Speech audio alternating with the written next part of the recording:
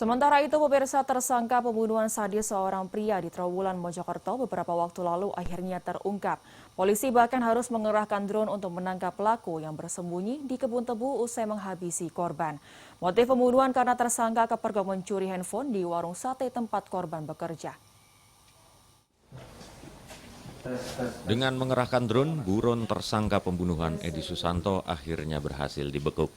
3 hari menjadi buron usai membunuh Rizky Ardianto, ternyata tersangka selama ini bersembunyi di area kebun tebu di Desa Temon, Kecamatan Trawulan, Mojokerto. Polisi dibantu warga mengepung tersangka yang terus berupaya melarikan diri. Setelah 3 jam dikepung, polisi akhirnya membekuk pelaku namun masih berusaha melawan. Petugas terpaksa menembak kaki tersangka. Keberadaan tersangka diketahui setelah menerima informasi jika beberapa perajin batu bata merah sering kehilangan makanan dan sepeda motor korban ditemukan di rumah salah satu warga setempat. Lokasi persembunyian tersangka tidak jauh dari lokasi pembunuhan. Saat menyusuri lokasi pembunuhan di Jalan Dusun, polisi menemukan pisau yang digunakan pelaku menghabisi korban.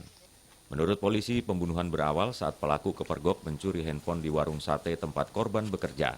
Pemilik warung dan korban lalu mendatangi kamar kos tersangka dan menemukan handphone tersebut. Keduanya meminta pelaku untuk mengembalikan dan memperbaiki handphone karena sudah dalam keadaan dibongkar.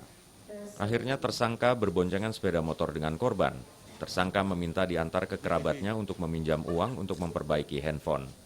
Namun justru diarahkan ke tempat sepi dan pelaku berusaha kabur hingga menjadi kejar-kejaran dan perkelahian.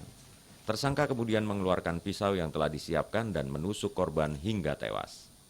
Di saat tersangka diantar oleh putra dari pemilik handphone, yaitu adalah korban di sini, pada saat berhenti kendaraan bermotor tersebut yang dibawa oleh korban, tersangka lari. Nah, dalam proses pengejaran ini tertangkaplah si tersangka dengan korban dan akhirnya terjadi perkelahian karena memang senjata ini sudah disiapkan ataupun pisau belati ini sudah disiapkan oleh tersangka. Terjadilah penusukan tepat ke arah jantung korban. Tersangka mengaku tidak sengaja membunuh korban. Selain karena panik, pisau sengaja dibawa untuk berjaga-jaga jika dikeroyok massa. Menyiapkan senjata ini dan akhirnya membunuh dari korban. Jaga-jaga kenapa, Pak? Mau dimasak. Polisi menyita barang bukti pisau milik pelaku dan sepeda motor korban. Tersangka dijerat dengan pasal 340 KUHP tentang pembunuhan berencana dengan ancaman pidana 15 tahun penjara. Dari Mojokerto, Solahuddin, iNews melaporkan.